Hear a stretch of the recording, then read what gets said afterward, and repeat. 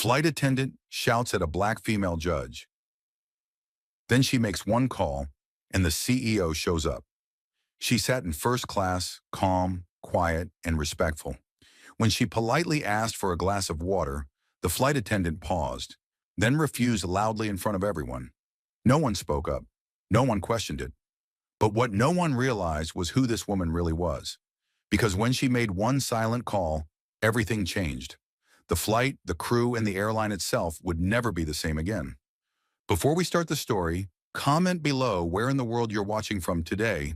And if you enjoy powerful stories like this, don't forget to subscribe and turn on the bell icon so you never miss the next one. She took her seat quietly in the front row of first class, settling into the smooth leather with her usual grace.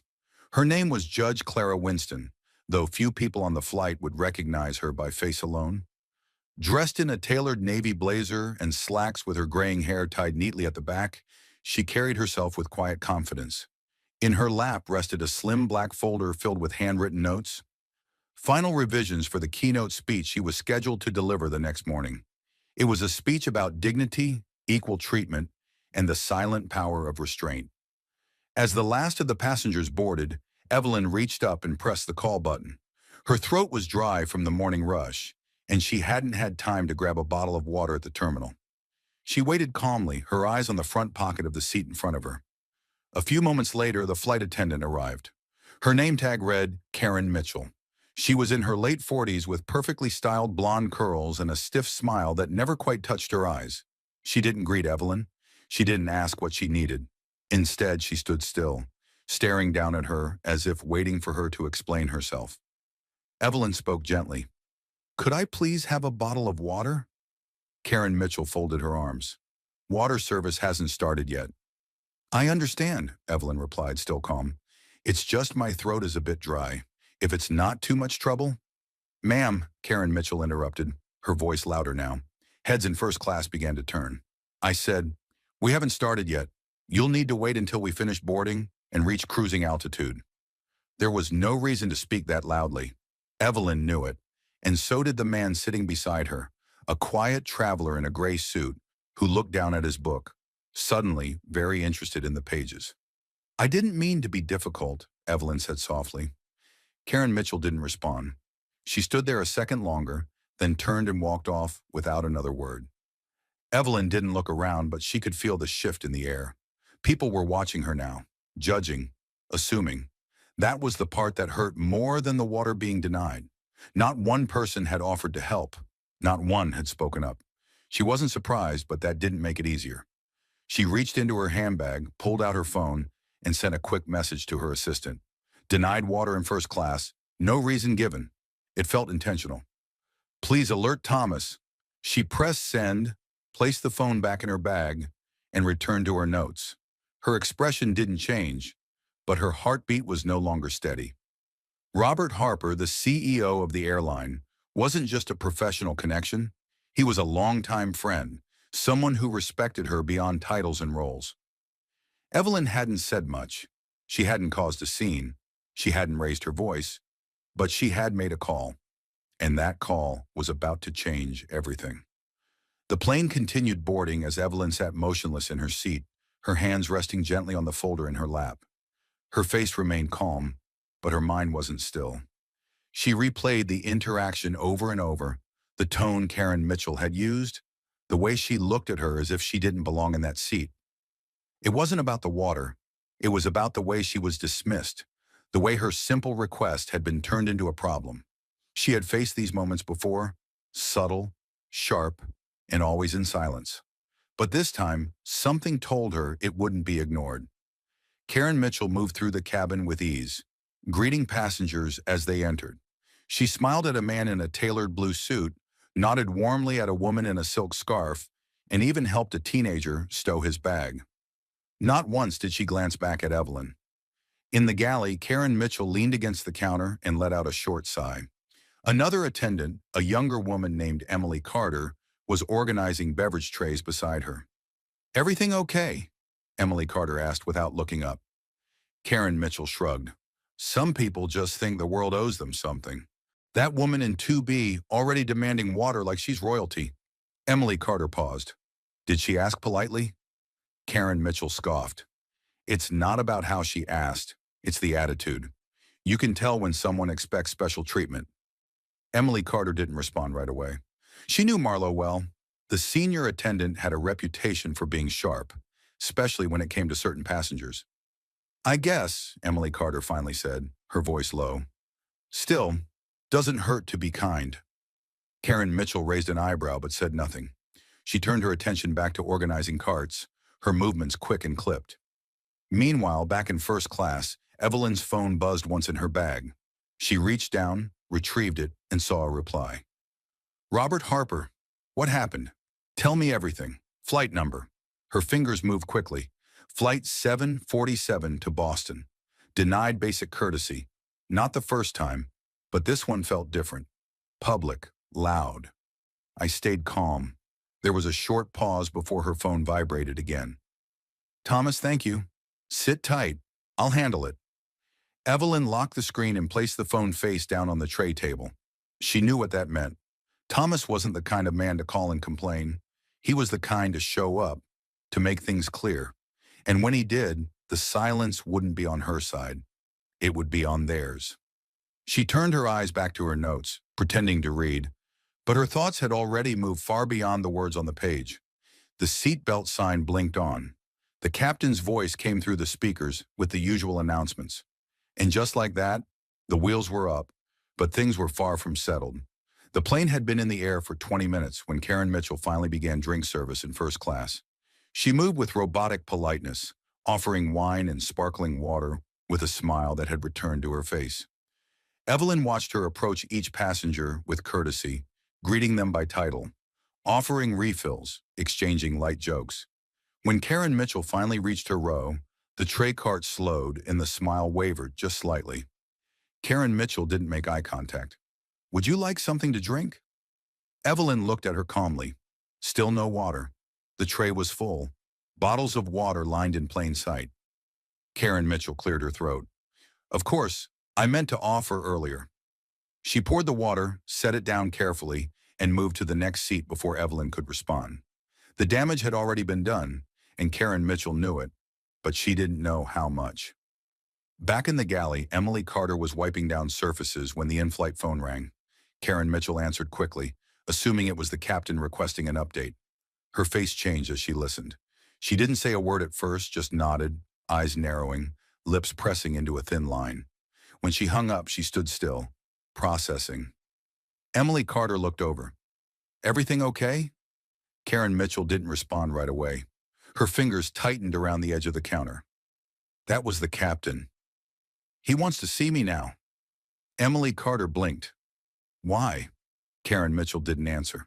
She straightened her jacket and left the galley without another word, her steps quicker than before. In the cockpit, the pilot waited, his expression unreadable. A video call was already active on the secure screen mounted beside the flight panel. On the screen was a man in a dark suit sitting in an office with the airline's crest on the wall behind him. Robert Harper, Karen Mitchell, the pilot said flatly. Please explain what happened with the passenger in 2B. She hesitated. She asked for water before service began. I told her she had to wait.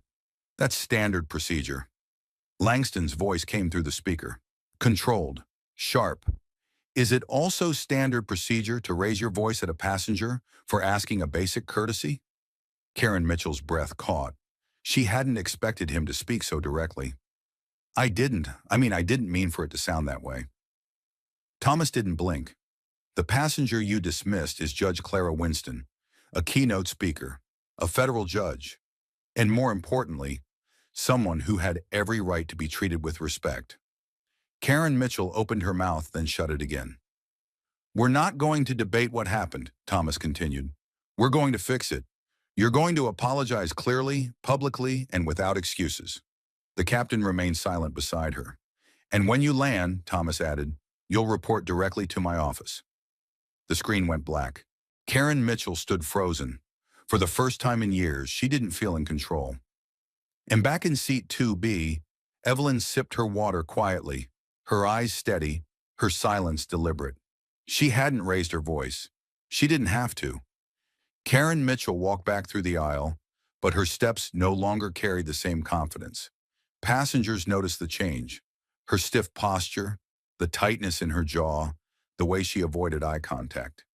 She paused just outside the first-class cabin, adjusted her uniform with trembling fingers, then stepped toward Evelyn's row. Evelyn didn't look up right away. She turned a page in her notes, circled something lightly with a pen, and then lifted her gaze. Their eyes met. There was no anger in Evelyn's face, no gloating, just that same quiet steadiness that unsettled Karen Mitchell far more than if she had shouted. "Judge Rhodes," Marla began, her voice softer than it had been since boarding. "I want to apologize for earlier I misjudged the situation and handled it poorly. I'm sorry if I caused any discomfort." The apology felt rehearsed, shallow, like something she was told to say. Evelyn's voice was low but firm. "You didn't misjudge the situation. You misjudged me." Karen Mitchell flinched slightly but didn't move. "I asked for water," Evelyn continued, "and you made a decision about who I was, based on what you thought I should be." A man across the aisle lowered his tablet, now listening openly. A few others subtly turned their heads. "I've flown this airline for 15 years, Evelyn said, her voice calm. "First class, business class economy, and I've seen how you treat people when no one's watching." Karen Mitchell's throat tightened. She opened her mouth to respond, but Evelyn raised a hand slightly, just enough to pause her. "I'm not interested in rehearsed lines," she said. "If you're sorry, fine. But understand this. What you did wasn't a misunderstanding. It was a choice." The words hung in the air. The quiet in the cabin grew heavier. Evelyn picked up her water and took a slow sip. "You can go now." Karen Mitchell hesitated, then turned without a word and walked back to the galley, her face burning. In her seat, Evelyn didn't smile. She didn't need to. The apology had come, but the power had already shifted, and it wasn't going back. Back in the galley, Karen Mitchell leaned against the counter, her breathing uneven. She stared blankly at the wall, replaying the conversation in her head. The words cut deeper than she expected. It was a choice. She had heard complaints before. Some passengers were rude, some demanding, but none had ever made her feel exposed like this, and none had the weight to shift the atmosphere of an entire cabin with a few calm words. Emily Carter stood nearby, silent. She had overheard most of it. The energy in the cabin had changed. Everyone could feel it, even those pretending not to listen. Emily Carter didn't speak, but her eyes said enough. There was no defense left for Karen Mitchell to lean on. In first class, Evelyn had returned to her notes, but she wasn't reading. Her mind had moved on. The apology, shallow as it was, had been public. That mattered. Passengers who had once ignored her were now watching her with a different kind of attention. Curious, uncertain, maybe even a little guilty, a young man in a light gray suit across the aisle leaned toward her cautiously. "Excuse me," he said, his voice unsure. "I saw what happened earlier. I just wanted to say that was wrong." "You handled it better than most would have." Evelyn gave a small nod. "Thank you." He hesitated before asking, "Do things like that happen a lot?" Her eyes met his. "More than you'd believe." He sat back, unsure of how to respond. Evelyn returned her gaze to the window. Outside, the clouds floated peacefully by, but inside the cabin, things were shifting. The silence had weight now. People were aware, and once awareness settles in, it doesn't leave easily. She didn't need validation from strangers, but something had cracked. The surface of indifference that had covered the cabin when she was first denied water was now gone, and what took its place was discomfort. Not hers, theirs. Her phone buzzed quietly in the armrest compartment. "Thomas, mid-flight update. Board has been notified. Policy review will begin this week. Keep calm. She won't touch another passenger again without thinking twice." Evelyn locked the screen and folded her hands again. The consequences weren't over. They were only just beginning. The flight moved on as if nothing had happened. But the tension didn't fade. It hovered in the air, unspoken, sitting just beneath the quiet conversations and the soft clinking of drink glasses. Passengers still pretended to be immersed in their books or screens, but the truth was evident in the glances, short, careful looks towards seat 2B, where Evelyn sat composed, unreadable. Karen Mitchell stayed in the galley longer than usual, pretending to organize supplies that didn't need organizing. Her hands moved, but her mind was elsewhere. She had worked on planes for over 12 years. She had dealt with angry passengers, drunk ones, rude ones, even abusive ones. But none of them had ever made her feel this small. Evelyn hadn't raised her voice once. She hadn't made a scene. And somehow that made everything worse. The quietness, the dignity, it left no space for Karen Mitchell to defend herself. She wasn't being yelled at or insulted. She was being watched, measured, and exposed by her own behavior. Emily Carter broke the silence between them. "You didn't think this one through." Marla's eyes snapped toward her. "Excuse me." "I mean," Emily Carter said carefully, "you've been strict before, but this time it's different. You didn't know who she was." Karen Mitchell folded her arms. "That's not the point. I don't care about titles, but you do care about appearances," Emily Carter said, her voice soft but pointed. "You saw her and you decided something before she even opened her mouth." Marla's jaw clenched. "I followed the process." "No," Emily Carter replied, looking directly at her. "Now, you followed your instinct, and your instinct was wrong. There was no argument left to make." Karen Mitchell turned away and pretended to check the temperature on the oven trays. At the front of the plane, the captain received another message through the secure channel. It was short but clear. "Mr. Langston will meet Flight 747 at the gate. Prepare priority disembark for 2B. Have senior ground security present." The captain glanced at the flight manifest. Row 2B, Judge Clara Winston. He let out a slow breath. This was no longer an internal crew issue. This was escalating and fast. Evelyn, still unaware of the exact plans being made, continued reading. Her posture was unchanged. Her face didn't reveal any emotion. But inside she was watching how passengers were reacting, how silence had turned into glances, and how the weight of guilt moved from her shoulders to the people around her. A man 3 rows back whispered something to his wife. Another woman, older and dressed in expensive jewelry, kept looking forward, then down, her expression stiff. These were people who said nothing when it happened, who chose comfort over conscience. Now they were the ones feeling out of place. Evelyn didn't need to make them feel that way. She just had to exist, and that she knew was what made it all the more uncomfortable for them. The seatbelt sign blinked on again as the captain's voice came over the intercom. "Ladies and gentlemen, we've begun our initial descent. Please ensure your seatbelts are fastened and tray tables are stowed. Cabin crew, prepare for landing." Evelyn calmly closed her folder, secured it inside her bag, and adjusted her glasses. Outside the window, the city came into view. Inside the plane, a reckoning was still quietly building as the plane descended slowly toward the runway. The silence inside the cabin thickened, the usual energy that filled first class during landing. People stretching, chatting, preparing to leave wasn't there. Passengers sat upright, but stiff. Many stole glances at Evelyn when they thought she wouldn't notice. A few didn't even bother hiding it. The man in one seat tapped his fingers nervously against the armrest. The couple across the aisle whispered in hushed tones, their eyes flicking between Evelyn and the galley. Evelyn remained still. Her hands rested gently on her lap, her expression unreadable. The weight of what had happened earlier didn't show on her face, but it was there in the room, hanging over every glance, every unfinished thought.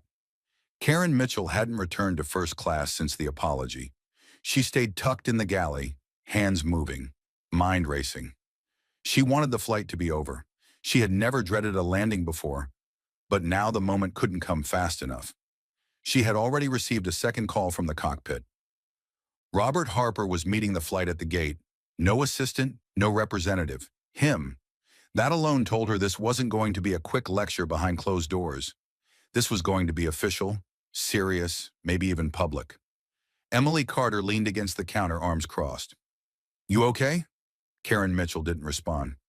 "Do you know what you're going to say?" Still nothing. Emily Carter sighed. "You could have just brought her a bottle of water." "I didn't think," Karen Mitchell started, then stopped because that was the problem. She had thought she had made a choice, and the truth of it was now impossible to outrun. At the front of the plane, the captain tapped in the final codes for landing clearance. He glanced once more at the message on his screen, then at the list of senior executives scheduled to meet the aircraft. He had flown this airline for 19 years and had never seen the CEO request to personally greet a flight. It didn't take long to understand why. Evelyn's phone buzzed gently in her seat pocket. She slid it out and checked the message. Robert Harper, we're parked at gate 18. I'll be there when the doors open. You'll be the first to exit. There will be press outside, just so you know. Her lips pressed together. She didn't need attention. She didn't need headlines. But if attention was what it took to make people like Karen Mitchell think twice next time, they could have all the cameras they wanted. The plane touched down with a soft bump, the wheels rumbling beneath the cabin. No one clapped. No one cheered. The only sound was the soft thud of landing gear and the creak of the brakes. The captain's voice came over the intercom. Ladies and gentlemen, welcome. The local time is 4:26 p.m. Please remain seated with your seatbelts fastened until the seatbelt sign is turned off. Thank you for flying with us. Evelyn reached down, unbuckled her belt, and adjusted her blazer. The woman who had been treated like an inconvenience a few hours ago was now the center of the entire plane's silent attention. The seatbelt sign dinged off. Immediately, two uniformed crew members stepped through the cabin door and stood to the side, clearing the aisle. Emily Carter approached from the galley, whispering nervously. They're asking for 2B to deplane first. Karen Mitchell stood back, arms stiff at her sides. She didn't make eye contact. She didn't speak. Evelyn rose from her seat, placed her bag on her shoulder, and walked forward, calm, unhurried, and perfectly composed. She didn't glance at the passengers. She didn't need to. The silence said enough. The guilt in their eyes said even more. When she reached the cabin door, the gate outside was swarming. A private black sedan idled nearby. Airport security officers stood neatly in place, and at the center of it all stood Robert Harper, tall, composed, and visibly waiting for only one person. He stepped forward as Evelyn exited the plane, nodding once, "Welcome home." And just like that, she was gone. Behind her, inside the plane, the cabin sat frozen because now everyone knew this flight would not be forgotten. The second Evelyn stepped off the plane, the atmosphere shifted entirely. The jet bridge, usually a blur of airport staff and rolling carts, had fallen still. The security team flanked both sides of the narrow walkway, their postures formal but alert. And just ahead stood Robert Harper, CEO of the airline, dressed in a charcoal suit, hands folded, his face calm but unreadable. Evelyn didn't pause. She walked toward him with the same steady grace that had unsettled half the cabin for the past few hours. Thomas took a step forward and offered his hand. "Thank you for your patience," he said. Evelyn shook his hand, nodding once. "Thank you for taking it seriously."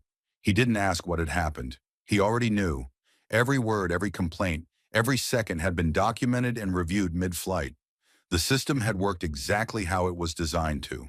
Swift escalation, internal notification, real-time response. But what had happened to Evelyn wasn't a system error. It was a personal failure, and Thomas knew it. He guided her toward a private lounge beside the gate. Inside, a press team stood waiting, not to speak to Evelyn, but to document what came next. Public accountability. No more quiet apologies hidden behind closed doors. That was one of the new principles Thomas had implemented after similar incidents in the past. Too many wrongs had been swept under the rug. Not this time. Meanwhile, back on the plane, the tension had evolved from silence to full discomfort. Passengers whispered now, no longer trying to hide it. They glanced around at one another, exchanging brief looks that said, "Did you know who she was? Did you see how they escorted her?" And worse, "Why didn't we say something?" In the galley, Karen Mitchell was still frozen. She hadn't moved since the doors opened. Her face was pale, her fingers clenched around the edge of the counter. She had spent most of her career believing she was untouchable. Even when passengers complained before, it never went this far. A written warning, maybe a quiet conversation with her manager. But now she was waiting to be called off the plane by someone with a badge and a clipboard. And it didn't take long. "Ms. Jennings." The voice was male, professional, and close. She turned her head slowly to see a man in an airport operations uniform standing in the aisle, accompanied by two senior managers and a security officer. His tone was neutral, but there was no mistaking what was happening. "We'll need you to step off the aircraft. Mr. Dr. Langston has requested a formal debrief. The passengers closest to the front stiffened. Some leaned slightly forward in their seats.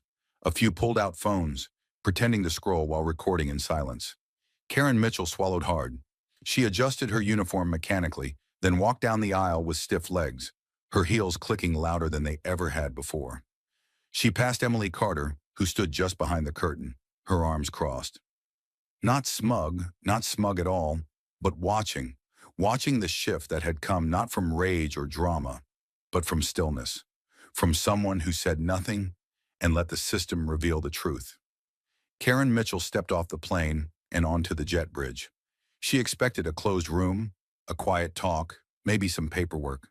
Instead, she walked straight into the lounge and straight into Robert Harper. Her steps faltered just for a moment, but everyone saw it. Board has been notified. Policy review will begin this week. Keep calm. She won't touch another passenger again without thinking twice. Evelyn locked the screen and folded her hands again. The consequences weren't over. They were only just beginning. The flight moved on as if nothing had happened. But the tension didn't fade. It hovered in the air, unspoken, sitting just beneath the quiet conversations and the soft clinking of drink glasses. Passengers still pretended to be immersed in their books or screens, but the truth was evident in the glances, short, careful looks towards seat 2B, where Evelyn sat composed, unreadable. Karen Mitchell stayed in the galley longer than usual, pretending to organize supplies that didn't need organizing. Her hands moved, but her mind was elsewhere. She had worked on planes for over 12 years. She had dealt with angry passengers, drunk ones, rude ones, even abusive ones. But none of them had ever made her feel this small. Evelyn hadn't raised her voice once. She hadn't made a scene, and somehow that made everything worse. The quietness, the dignity, it left no space for Karen Mitchell to defend herself. She wasn't being yelled at or insulted. She was being watched, measured, and exposed by her own behavior. Emily Carter broke the silence between them. "You didn't think this one through." Marla's eyes snapped toward her. "Excuse me." "I mean," Emily Carter said carefully, "you've been strict before, but this time it's different. You didn't know who she was." Karen Mitchell folded her arms.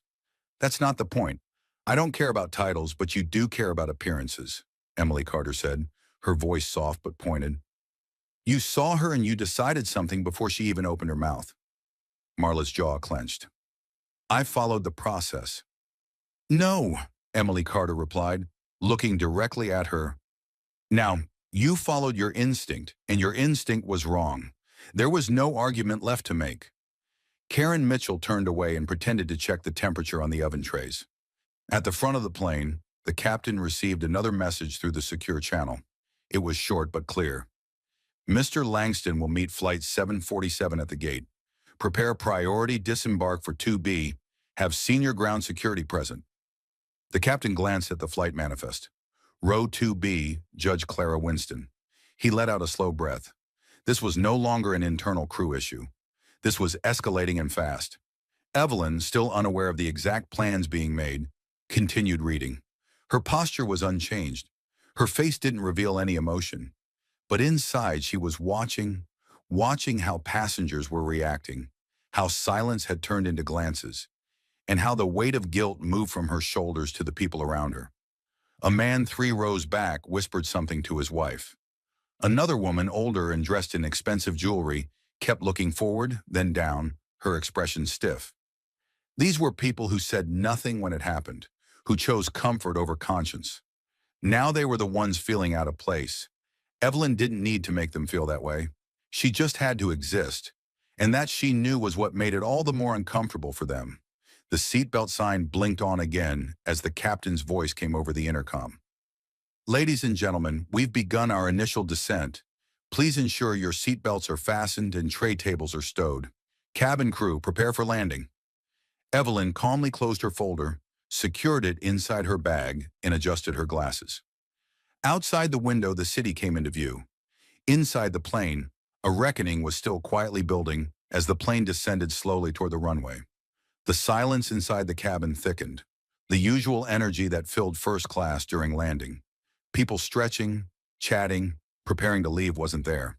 Passengers sat upright, but stiff. Many stole glances at Evelyn when they thought she wouldn't notice. A few didn't even bother hiding it. The man in one seat tapped his fingers nervously against the armrest. The couple across the aisle whispered in hushed tones, their eyes flicking between Evelyn and the galley. Evelyn remained still. Her hands rested gently on her lap, her expression unreadable. The lights of the buildings blinked gently against the glass as she sipped her tea. She wasn't interested in the headlines. She didn't turn on the news. She didn't check the hashtags. She didn't need validation.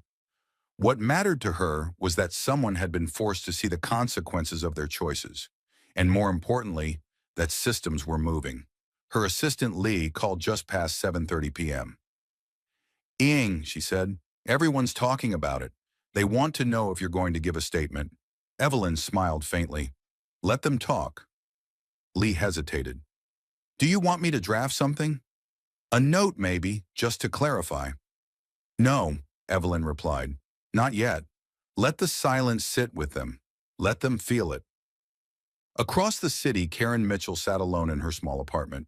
Her uniform jacket hung on the back of a chair, and her phone buzzed constantly with messages from coworkers, friends, even family. Some offered support, others were less kind. She didn't answer any of them. Her mind kept replaying Evelyn's words. "You didn't just disrespect me. You taught every passenger who saw it that some people deserve less." It hadn't been said with anger. It had been said with weight. And the more she thought about it, the heavier it felt. She had spent years following rules, convincing herself that professionalism was enough. But now she saw it. Rules meant nothing without judgment, and hers had been wrong. Her inbox had already been updated with a notification from HR. Mandatory meeting with the Disciplinary Review Board. Response required within 48 hours. She stared at it, her hands still. Not because she was surprised, but because she finally understood what she had done. Back at headquarters, Robert Harper's team had begun drafting a new training protocol, one that wouldn't just include customer service skills and policy memorization, but one that forced employees to face what they carried into the cabin, their assumptions. He looked out the tall office window toward the airport in the distance. "This wasn't just a wake-up call," he said to his chief of staff. "This was the consequence we've been avoiding." "And what about Judge Rhodes?" the chief asked. Thomas folded his arms. "She doesn't want praise, but she deserves progress." And Evelyn, hundreds of feet above the city, silent in her home, knew change had already begun. Not through noise, but through the power of being seen and not looking away. The following morning, the city woke up to headlines. Judge removed from first-class overwater request. Airline CEO responds in person. Passenger silence called out after flight incident.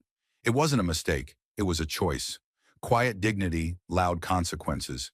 How one judge changed airline policy overnight. Every major outlet had picked it up. News anchors ran with it, debating the implications of Evelyn's experience. Racial bias, authority misuse, the passive role of bystanders. Editorials began surfacing, many echoing one uncomfortable truth. The silence of the passengers had enabled the humiliation. It wasn't just Karen Mitchell under scrutiny now. It was everyone who had watched it happen. Inside her apartment, Evelyn sat on the edge of her couch, the television playing softly in the background. She wasn't watching it. Her focus was on the folded letter in her hands. It had arrived early that morning, hand-delivered in a cream envelope bearing the airline seal. It was from Thomas. The letter was short. "Director Judge Rhodes, thank you for your grace. The board has unanimously voted to launch a full investigation into all first-class service complaints over the last 24 months. I will also be leading a new division focused on internal accountability. You've triggered a much-needed change, one I should have initiated long ago. If there's anything else I can do, privately or publicly, consider this an open line. TLE." Evelyn read it twice before setting it down. She appreciated the gesture, but she wasn't looking for personal attention. She wasn't trying to be a symbol. All she had ever wanted was fairness, to be treated like anyone else, without suspicion or skepticism, without needing to prove she belonged where she already was. Her assistant Lee called again just after 10 a.m. "There's a school in Atlanta," Lee said without preamble. "They want to use your speech as a case study, not the incident. The response? Evelyn blinked. My speech? Yes, the keynote on courtroom bias. They said, your response on the plane reflects the exact principles you outlined. Calm confrontation, speaking only when it matters. Evelyn leaned back in her chair. Funny how life doesn't wait for a podium. Lee laughed softly. Also, a dozen invitations came in this morning. Panel talks, law symposiums, even a university ethics forum. I didn't do anything dramatic, Evelyn replied. Exactly, Lee said. That's why it worked. Across the city in a nondescript conference room near the airport, Karen Mitchell sat waiting for her disciplinary hearing to begin. Her hands were clasped tightly on the table, her eyes focused on the untouched glass of water in front of her. This time, no one had denied her a drink. This time, the discomfort wasn't in the request. It was in the weight of what she hadn't done. 3 senior board members entered, along with a representative from HR and a legal advisor. No one smiled. No one made small talk. It was a review, not a trial, but the air felt just as heavy. They asked her to recount the incident, every detail. She spoke slowly, honestly, for the first time without excuses. She admitted she hadn't recognized Evelyn. She admitted she had assumed something based on nothing but image and instinct. She didn't cry. She didn't plead. She didn't try to spin it. When she finished, the room was silent. One of the board members, an older man with white hair and a sharp voice, leaned forward. Do you understand why this isn't just about you? Karen Mitchell nodded. Because if someone like her can be treated like that, then someone without a title wouldn't even have a chance. Another board member scribbled a note. You've been here a long time, Miss Jennings. Long enough to know better. I do, she said quietly. Now I do. The board didn't give a decision that day. They dismissed her with a standard line. We'll notify you within 5 business days. But Karen Mitchell knew her career was no longer in her hands. Whatever came next, termination, reassignment, public apology, it was out of her control now. She stepped outside, squinting into the morning sun. For the first time in years, she felt something unfamiliar. Not anger, not indignation, remorse. And back in her office, Evelyn placed the envelope from Thomas in her drawer next to old court transcripts and quiet victories. This wasn't a victory she had planned. It wasn't a speech. It wasn't a ruling, but it mattered. And that she knew would ripple further than anything she could ever write. 2 days later, Evelyn walked through the revolving glass doors of the downtown legal center, her heels clicking softly on the polished floor. She had been invited to speak, not as a judge, not as a keynote speaker, but as someone who had lived through something raw, recent, and real. The legal community was eager to hear her perspective, not because of her resume, but because of how she had handled what everyone now called the Flight 747 incident. The auditorium wasn't massive, but it was packed. Law students, attorneys, retired judges, ethics professors, even a few airline industry reps filled the rows. The topic listed on the program simply read, Accountability in Moments That Don't Look Like History. When Evelyn stepped up to the podium, there was no applause, only quiet. The kind of silence that holds weight. The kind that comes before people hear something they know will sit with them. She didn't open with greetings. She didn't waste time on formalities. When I asked for water on that flight, she began, her voice steady. I didn't expect a problem. I wasn't looking to challenge anyone. I wasn't trying to make a statement. I was thirsty. Some in the room nodded slowly. Others sat frozen. But the response I received told me something I've known my whole life. It told me that even in a space I paid to be in, even with all my credentials, even dressed in a suit and holding a federal ID, I could still be doubted, still be dismissed. Her eyes swept the room. No one looked away. And the worst part, she asked. It wasn't that she said no, it was how she said it. As if I didn't deserve the decency of a reason, as if I was being difficult just for asking. A murmur of agreement passed through the audience. I didn't raise my voice. I didn't report her mid-flight. I sent a message to someone who listens. Not because of his position, but because he understands power doesn't always look like shouting. Sometimes it looks like stillness. Evelyn paused, letting the silence do its work.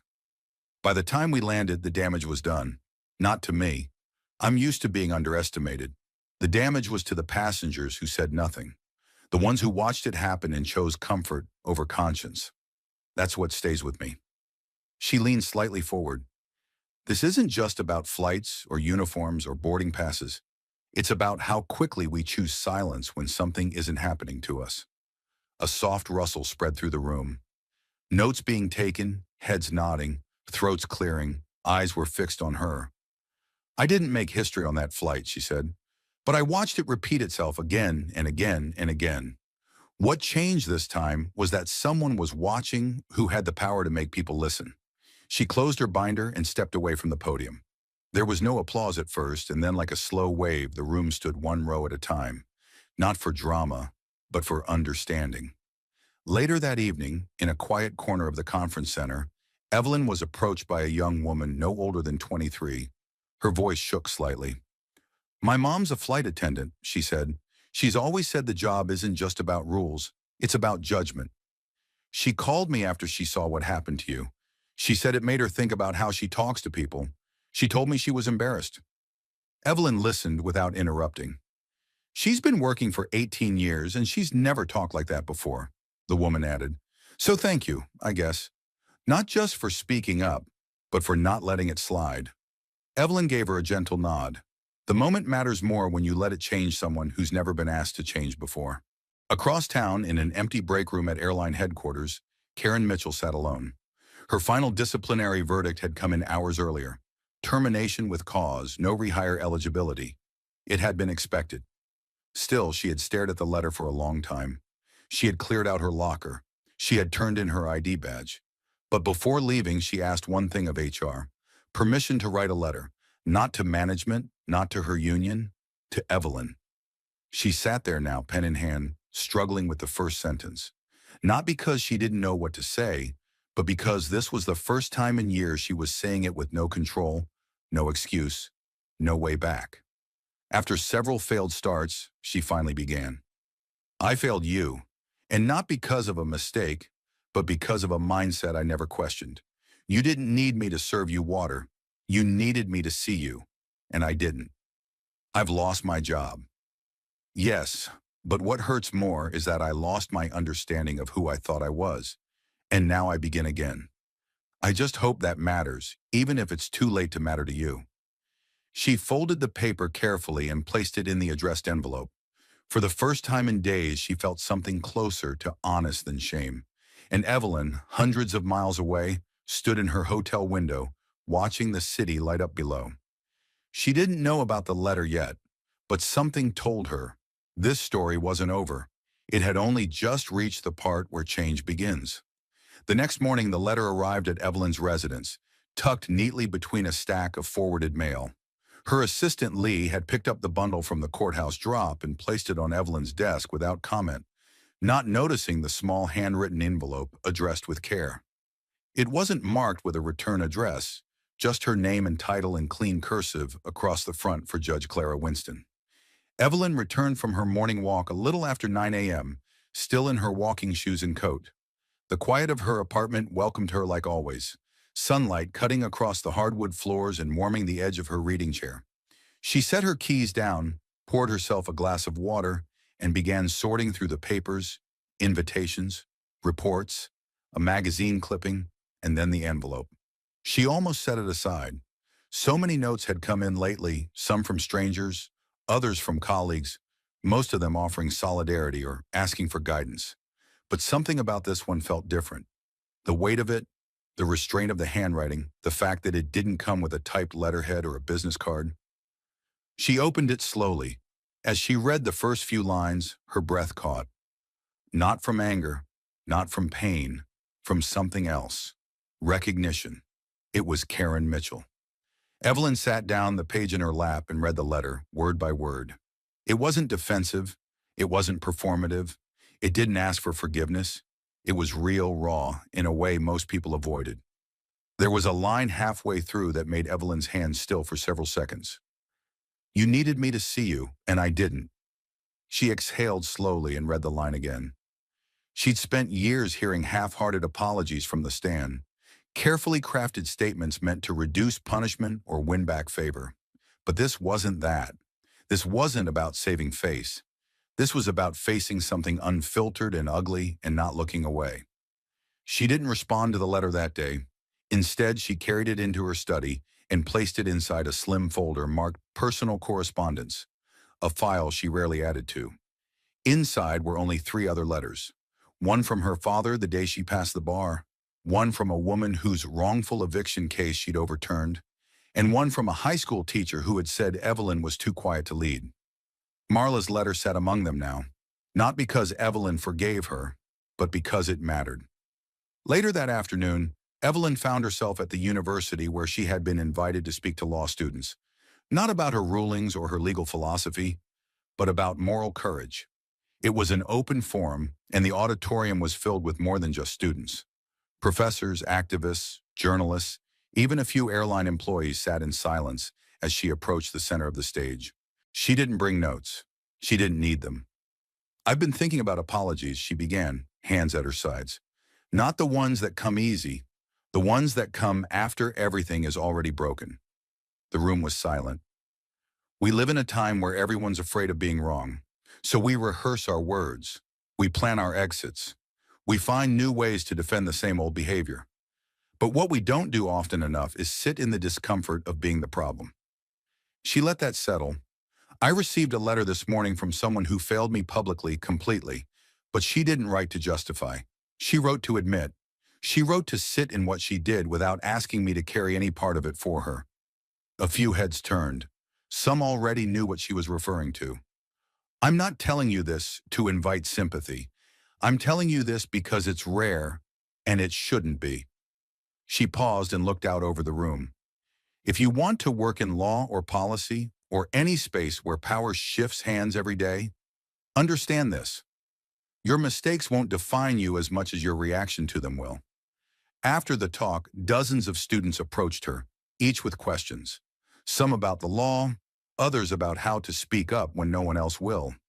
But one student, a young man in a maintenance uniform, quiet and respectful, waited until the very end to step forward. "I was on a flight once," he said almost in a whisper. "They skipped me during service. I raised my hand twice. They never came. I didn't say anything. I figured it wasn't worth it." Evelyn looked at him. "But you remember it." He nodded. "I didn't matter enough to be seen." Her voice was soft. "You always did. They just didn't know how to look." He swallowed hard, nodded once, and walked away. That night, Evelyn sat by her window again, the city lights flickering like stars turned upside down. The story of Flight 747 wasn't in the headlines anymore. The cameras had moved on. The news cycle had shifted, but the change hadn't stopped. It was moving through quieter places now. Offices, classrooms, coffee shop conversations, late-night texts between friends who said nothing when it mattered most. And in one small apartment across town, a woman named Karen Mitchell sat at her kitchen table, jobless but not hopeless, writing her second letter not to Evelyn, to herself. She titled it simply, "What I Used to Believe." And with every word, she rewrote the version of herself she never thought she'd have to face. Change had begun, not loudly, but undeniably. Days turned into weeks, and the headlines slowly faded into the background. Flight 747 was no longer trending. Hashtags quieted. News alerts moved on to louder stories, new controversies, fresh scandals. But the true impact of what happened never depended on trending moments. It lived in quieter spaces, and those spaces had started to shift. At the airline headquarters, a new department had quietly been formed under Robert Harper's direction: Passenger Equity and Conduct Oversight. It was the first of its kind for any commercial airline, staffed with investigators, behavioral analysts, and a small team of external ethics consultants. Their purpose wasn't just to respond to complaints. Their role was to identify patterns, silent ones, the kind that never made it to formal reports, but showed up in data, in tone, in how often certain passengers were questioned versus others. Thomas made it clear, "We're not building this department to protect the company. We're building it to confront the culture." And internally, that culture was changing slowly, uneasily, but it was. Flight attendants were now required to complete scenario-based ethics evaluations every quarter. Not modules, not tick box trainings. Real uncomfortable situations reviewed anonymously and discussed in live workshops. Uniformed staff were paired with passengers of varying backgrounds in rotating shadowing programs. Evaluation forms were rewritten with a new section. Did you feel seen? Did you feel equal?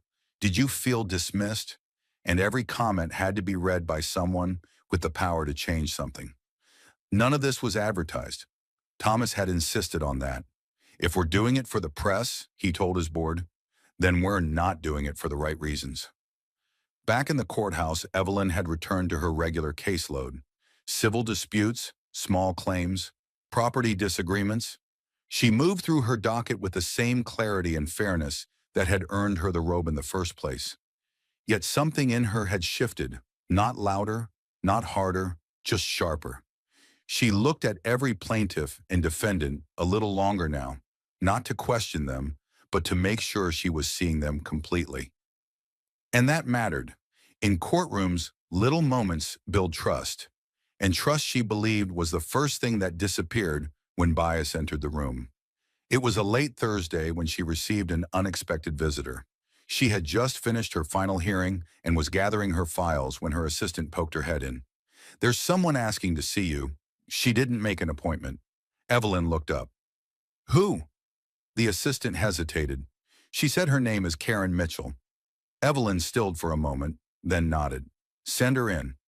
Karen Mitchell entered dressed plainly, jeans, a soft gray sweater, and no makeup. Her posture was different, not defeated, not defensive, just honest. "Judge Rhodes," she said softly. Evelyn gestured to the chair across from her. "Please." Karen Mitchell sat. Her hands were folded in her lap. "I don't want to take much of your time," she began, "and I didn't come here expecting anything. I just needed to say something face to face." Evelyn waited listening. "I've been in therapy since the hearing," Karen Mitchell continued. "I've been unpacking how I see people, how I talk to them, how I decide who deserves what." Evelyn said nothing. That silence has always made the words hit harder. "I've realized I was proud of being firm. I thought it made me strong, but it made me careless. I never wanted to admit that. I thought professionalism meant keeping people at a distance. But now I think it means the opposite." Evelyn finally spoke. "You've done a lot of work." Karen Mitchell nodded, eyes misting but steady. "I'm not looking for forgiveness. I don't expect it. I just needed you to know that I don't walk through airports the same way anymore. I don't see passengers the same way, and I won't ever work in that role again. But whatever I do next, I'll remember that moment." She swallowed. "I just wanted you to see me the way I didn't see you." Evelyn's voice was soft but firm. "I do see you, and I hope moving forward you see others just as clearly." Karen Mitchell gave a slow nod. "Thank you, that's all I needed." She stood, hesitated for a moment, then quietly left the office. Evelyn remained still for several moments after, her fingers resting lightly on the folder before her. That moment, quiet, raw, human, was more meaningful than any viral clip, more powerful than any policy. It was proof that change wasn't always a wave crashing through the system. Sometimes it was a whisper carried by someone who finally chose to listen. That night, as Evelyn prepared her notes for an upcoming legal panel, she paused and wrote a single line at the top of the page. "The most important laws are the ones we enforce inside ourselves." And with that, she closed her notebook, turned off the light, and let the quiet settle, strong, steady, and earned. 3 months had passed since Flight 747 landed, but its impact continued to unfold quietly, consistently, and in places where cameras couldn't reach. At an airline training facility outside the city, a group of new flight attendants gathered in a sleek modern classroom. Posters on the wall showed smiling crews, emergency exit procedures, and diagrams of aircraft seating layouts. But there was one display that stood apart. It was a simple black poster with white text at the top. "People don't remember what you served. They remember how you made them feel." Beneath it, a training module had been added, now part of the standard onboarding process. Case study, Flight 747. The facilitator, a former flight manager named Carla Weaver, stood at the front of the room. She clicked the screen and brought up a slideshow. The first slide didn't show a face, just a name: Judge Clara Winston. Some of you may have heard about this case, she said. It wasn't a headline for long, but inside this company it marked a permanent shift. The room grew still. Carla explained the incident, not dramatically, not emotionally, but factually. She described how a simple request for water became a turning point. She highlighted the silence of the other passengers, the delay in service, the tone used, the assumptions made.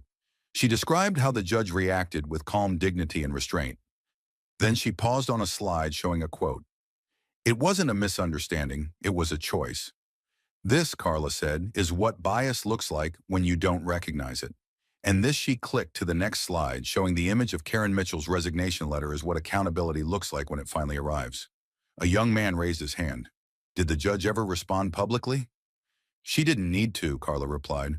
Her silence did more than a press conference ever could.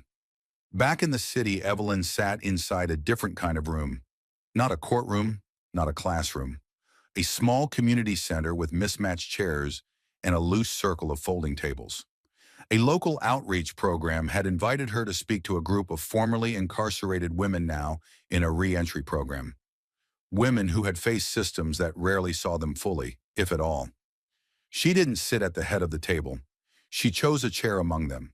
I wasn't removed from first class because of my job, she said, her voice steady. I was removed because someone decided I didn't look like I belonged. The women listened, not out of obligation, but because they understood. Not from news, from experience. You've probably felt that, Evelyn continued. Maybe not on a plane, maybe in a bank, a hospital, a classroom. Maybe you've heard the tone, the dismissal, the doubt. Heads nodded. I didn't fight back on that flight with volume, she said. I fought with presence, and that was enough. One woman, no older than 30, with a soft voice and tired eyes, leaned forward. But what if you don't have a title? What if they don't care who you are? Evelyn looked at her. Then your presence is still your power. You don't need a robe or a microphone. You just need to know your worth. If you know it, you carry it. And when you carry it long enough, people start to feel it, even if they pretend not to. The room fell quiet again. Meanwhile, inside a quiet office at the airline's HR department, Karen Mitchell sat across from a new employee, a young Latina woman named Anna, just 3 weeks into her job. Karen Mitchell wasn't there to discipline. She wasn't there to manage. She had come back not as crew, but as a guest speaker in the new ethics mentorship rotation. It was part of the agreement she had made during her exit interview that if she wanted to stay connected to the company in any capacity, it would only be to teach what not to do. She looked different now. Less polished, less scripted, but more real. I used to think I was fair, she told Anna, who was scribbling notes. But fairness doesn't mean equal treatment. It means equal thought. It means checking yourself before you act. It means asking why you're about to say what you're about to say. Anna looked up. Do you think she'll ever forgive you? Karen Mitchell smiled faintly. She doesn't need to. She gave me something more useful. She made me see myself clearly for the first time. At that same hour, Evelyn was finishing her final case for the day. A landlord-tenant dispute, small claims, nothing glamorous. But as she signed the ruling, she thought about all the rooms she'd sat in lately. The courthouse, the community center, the university, the plane, all so different, yet all linked by the same thread. How people are seen and how quickly they are not. She gathered her robe, turned off the light, and stepped outside into the dusky evening. She didn't need to tell the world what happened to her. The world had already been told. And the echo of that moment, wordless, powerful, undeniable, was still traveling. One conversation at a time, one decision at a time. In Evelyn Rhodes, she would keep showing up, not to be heard, but to make sure someone else was finally seen. 6 months had passed since Flight 747. The pace of life had resumed just as it always did. News cycles had shifted. People had moved on. For most, the incident had become just another story, an example of modern injustice that sparked a reaction, then slowly faded. But for those who had truly paid attention, for those who felt the silence of that moment sit heavy in their chest, the memory remained, not loud, but alive. Evelyn sat alone in the gallery of a quiet courthouse long after the last case had been dismissed. It was a place she rarely lingered in without reason. But today wasn't about hearings or motions or rulings. Today marked her 25th year as a judge. No ceremonies had been planned, no speeches. That was her request. Instead, she had asked for the courtroom to remain open after hours, empty still. She wanted to sit where so many had sat before her, people seeking justice, people fearing judgment, people simply wanting to be believed. She looked out across the room, rows of benches bathed in golden evening light, and she thought about all the times she had stood in front of systems that didn't expect her to belong. She wasn't supposed to make it this far. Not as a woman, not as a black woman, not as someone who refused to play the part others had written for her, but she had, and she had done so without ever raising her voice to be heard. The door creaked behind her. She turned. It was Lee, her assistant, holding a small box wrapped in gray paper. Evelyn raised an eyebrow. "I told you no gifts." Lee grinned. "It's not a gift. It's acknowledgement." Evelyn took the box, unwrapped it carefully, and lifted the lid. Inside was a framed photo. Low quality, clearly taken from a phone, but it was unmistakable. The shot captured her on the jet bridge of Flight 747, walking away from the plane with Robert Harper just behind her, a row of security and airline staff in the background. She hadn't seen this angle before. She hadn't known it existed. But what struck her wasn't her own face in the photo. It was the look of every person around her. The flight crew nervous, the officers stoic, Thomas resolute and Evelyn calm, unapologetically, completely herself. Beneath the photo was a small plaque with a quote etched into the metal. "The silence you held taught more than words ever could." For a long moment, Evelyn didn't say anything. She ran her thumb along the edge of the frame, her expression unreadable as always. Then she set the photo down gently on the bench beside her. "I didn't ask for that moment," she said softly. "I know," Lee replied, "but you answered it." Outside the courthouse, the streets were alive with people who had never heard of Evelyn Rhodes, who had never read about a flight where a woman had to ask twice for a bottle of water, who didn't know about a letter that had changed a career, or about a judge who never raised her voice, but changed policy, hearts, and habits just by refusing to be invisible. And yet the changes were there, in quiet apologies delivered faster, in fewer assumptions, in second glances that led to second thoughts, in the stories told during airline training sessions, in classrooms and family dinners, in whispered conversations between strangers who said, "Remember that judge?" Evelyn stood slowly, still holding the frame, and looked once more across the empty room. She didn't smile. That wasn't her way, but she did feel something deeper. Stillness. Not the kind that hides, the kind that stands, the kind that waits, the kind that reminds the world, "I am here, I am watching, I am not afraid to be seen." And with that, she stepped out of the courtroom into the evening breeze and walked forward. Not into a spotlight, but into her life, unchanged in who she was, unshakable in what she stood for, and unforgettable in what her silence had done. If this story moved you, make sure to like the video, share your thoughts in the comments, and subscribe to the channel for more powerful stories coming. The story of Judge Clara Winston on Flight 747 reveals profound life lessons about dignity, responsibility, and the power of silence. Winston's calm response to mistreatment highlights the power of restraint, showing that true strength lies in maintaining composure under pressure.